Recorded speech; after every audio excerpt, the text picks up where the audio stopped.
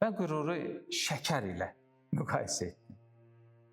Onu yeyəndə, onu qəbul edəndə çox şirindir, çox dadlıdır. Lakin biz bilirik ki, bir çox xəstəliklərin səbəbi elə şəkərdir. Baxın, müəyyən dövrə qədər qürurlu olmaq bizə şirin gələ bilər, bizə dividend verə bilər, bizə fayda verə bilər.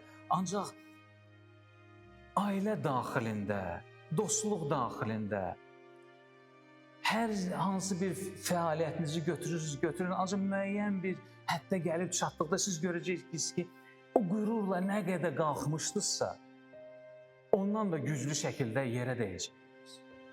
Nə qədər qürurla biz yuxarı qalsaq, o qədər də bəlkə yerə dəyəcək.